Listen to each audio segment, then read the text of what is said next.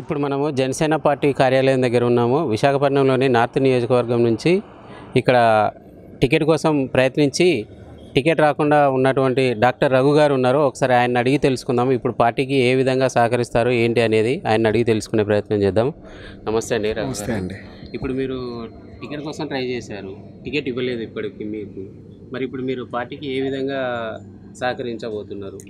Ticket వస్తే ఎంత చేస్తానో, టికెట్ రాకపోతే దానికి రెండింతలు ఎక్కువ చేస్తా అండి. ఎందుకంటే టికెట్ వస్తే ఒక రకమైన ప్రెషర్ ఉంటుంది. ప్రెషర్లో 100% ఎగ్జిక్యూట్ చేయలేకపోవచ్చు. టికెట్ రాలేదు కాబట్టి ఇప్పుడు పీస్ఫుల్గా కూర్చొని ఎవరికైతే టికెట్ వచ్చిందో అభ్యర్థికి 200% న్యాయం చేకూరేటట్టు పనిచేస్తామండి. మాతో పాటు అందరు జన సైనికులు అలానే ఉన్నారు. ప్రతి ఒక్కరు అభ్యర్థిని గెలిపించుకోవడమే ధ్యేయంగా. ఎందుకంటే మేమందరం చూస్తున్న అభ్యర్థిని కాదు, పవన్ కళ్యాణ్ గారిని. అలా ఎందుకంటే ఆయన నైజంతో, ఆయన వ్యక్తిత్వంతో పార్టీ స్థాపించారు. మేమందరం అందులోకి వెళ్ళింది కూడా ఆయన వ్యక్తిత్వం గురించే.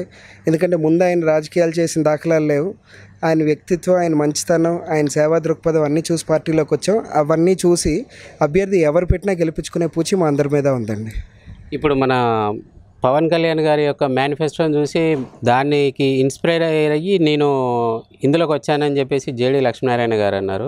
ఆ మేనిఫెస్టో గురించి ఏం చెప్తారు?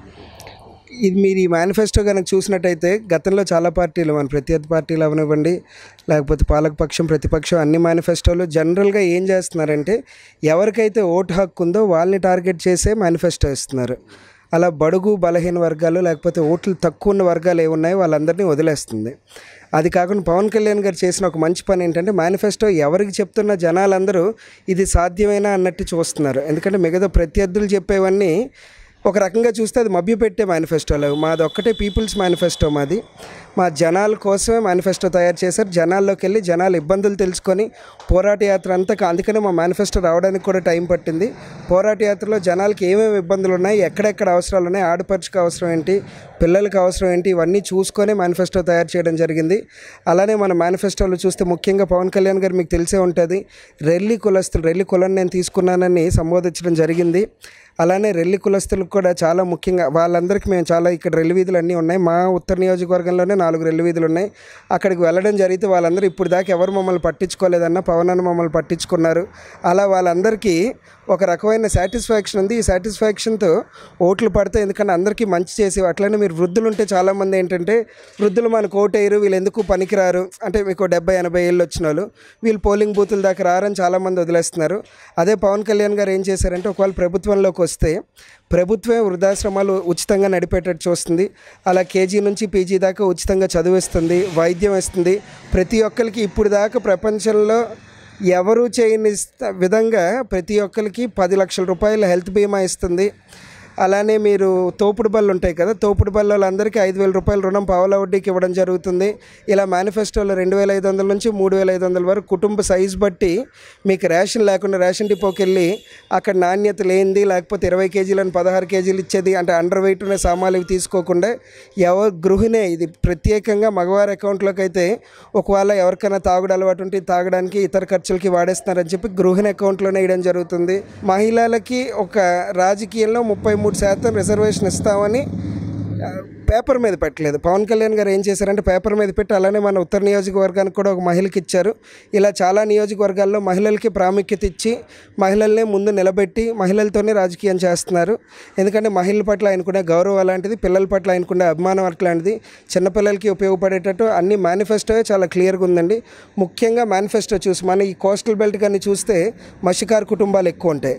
అలాంటి మత్స్యకార కుటుంబాలకు కూడా బోట్లు ఉంటాయి కదా, మీకు ఆ బోట్లో డీజిల్ సబ్సిడీకి ఇవ్వడం, వాళ్ళ సామాన్లు అవన్నీ తెచ్చుకుంటే అక్కడ నుంచి వాళ్ళు వేటకెళ్ళి తెచ్చుకునే దానికి కోల్డ్ స్టోరేజ్లో అవన్నీ ఇవ్వడం. ఇట్లా మేనిఫెస్టో అంటే అద్భుతంగా తయారు చేసే ప్రతి ఒక్కరు సమస్యల ముందు దృష్టిలో పెట్టుకొని మేనిఫెస్టో తయారు చేయడం జరిగింది. అందువల్ల ప్రజలందరూ మేనిఫెస్టోని చూసి ఆకర్షితులు అవుతున్నారు. అందుకని మాకు జనరల్గా అంటున్నారు మీ పార్టీలో సీట్లు ఎన్ని వస్తాయి, 10 వస్తాయో 15 వస్తాయో, కంఠాపదంగా గవర్నమెంట్ ఫామ్ చేసే సీట్లు మాకు వస్తాయని మేము ఎందుకు చెప్తున్నాం అంటే మేము ప్రజల్లోకి ఆల్రెడీ వెళ్ళిపోయి ఉన్నామండి. అతి తక్కువ సమయంలో గాజు గ్లాస్ అనేది మా ఎన్నికల గుర్తు. ఆ గుర్తు ప్రజల్లోకి అతి తక్కువ సమయంలో ఒక్క సిటీలే కాదు రూరల్ ఏరియాస్లో కూడా ప్రజల్లోకి వెళ్ళింది. ఇప్పుడు ఎవరినైనా మేము జనరల్గా జనపాఠాన్ని కార్యక్రమం చేస్తే మా గుర్తు ఏంటో తెలుసా అంటే మీరు చెప్పక్కర్లేదండి, గాజు గ్లాసుని తిరిగి మాకే చెప్తున్నారు. అలా పార్టీ అత్యంత వేగంతో దూసుకెళ్తుంది, అత్యంత మెజారిటీ కూడా పార్టీకి వస్తుందండి. ఇప్పుడు ఇక్కడ ప్రధానంగా ఇప్పుడు ఉన్న మంత్రి గంటా శ్రీనివాసరావు గారు ఉన్నారు. ఇప్పుడు ఆయన పైన మీరు జనసేన గెలవబోతుందా? ఆయన నన్ను అడిగితే ఓటమిని ఎత్తుక్కొని నార్త్కి వచ్చారండి, ఉత్తర నియోజకవర్గానికి. గంటా శ్రీనివాస్ గారు కారండి, లోకేష్ గారు కూడా వచ్చి వెనక్కి వెళ్ళిపోయారు. చంద్రబాబు నాయుడు గారు వచ్చినా ఇక్కడ ఓడిపోవాల్సిందే అండి. ఇప్పుడు ఇక్కడ జనసేన ఎన్ని వేల ఓట్ల మెజార్టీతో గెలవబోతుంది అనుకుంటున్నారు? ఎన్ని వేలు అని అడిగితే నేను చెప్పలేనండి, గెలవడం మాత్రం తథ్యం అండి. ఎందుకంటే ఇక్కడ 4 అభ్యర్థులు ఉన్నారు. మిగతా నియోజకవర్గాల్లో కాకుండా ఈ ట్రయాంగులర్ ఫైట్ కాదు, క్వాడ్రిలేటరల్ ఫైట్. కాబట్టి ఎవరు ఏం చేసినా జనసేన గెలుపు అనేది ఇక్కడ తథ్యం అండి. ఫైనల్గా ఒకటి మీరు టికెట్ కోసం ప్రయత్నం చేశారు, టికెట్ ఇవ్వలేదు. ఆ పైన మీకు పవన్ కళ్యాణ్ గారు ఏమైనా హామీ ఇచ్చారా పార్టీలో కానీ, పార్టీకి సంబంధించి ఏమైనా? అంటే హామీ ఇచ్చారు లేదు పక్కన పెట్టి, ఆయన ఎమ్మెల్సీ ఇస్తానని బహిరంగ సభలోనే చెప్పారండి. అంటే మొట్టమొదటి ఎమ్మెల్సీ, పార్టీలో చాలామంది పెద్దలు ఉండగా పనిని గుర్తించి శ్రమను గుర్తించి చేసేవాళ్ళు పవన్ కళ్యాణ్ గారు. అలానే యూత్కి కూడా అవకాశం ఇస్తారని చెప్పడానికి ఇది నిలువెత్తు నిదర్శనం. పవన్ కళ్యాణ్ గారు అంటే ఈ హామీ ఇచ్చినా ఇవ్వకపోయినా మేము పార్టీకి చేయాల్సింది చేస్తూనే ఉన్నాం. మేము కూడా ఒక రోజు గురించి రాలేదు రాజకీయాల్లోకి. రాజకీయాల్లో ప్రతి రాజకీయ పార్టీకి 5 ఏళ్ళు 10 ఏళ్ళు గ్రాఫ్ మారుతూనే ఉంటుంది. ఇప్పుడు ఈ రాజకీయ పార్టీ ఇంకో రాజకీయ పార్టీలు మారుతా పోతే జీవితంలో ఎప్పుడూ సాటిస్ఫాక్షన్ ఉండదండి. మేము ఖచ్చితంగా మేము రాజకీయాల్లో ఉన్నంతకాలం జనసేన పార్టీకే చేస్తాం. హామీలు చూసి కాదండి, ఆయన హామీ ఇచ్చినా ఇవ్వకపోయినా అతని ఆదేశాలు పాటించడానికే మేము ఇక్కడికి ఉన్నాం, అదే చేస్తామని. ఓకే, థ్యాంక్ యూ అండి. జై జనసేన, జై జనసేన, జై జనసేన, జై జనసేన.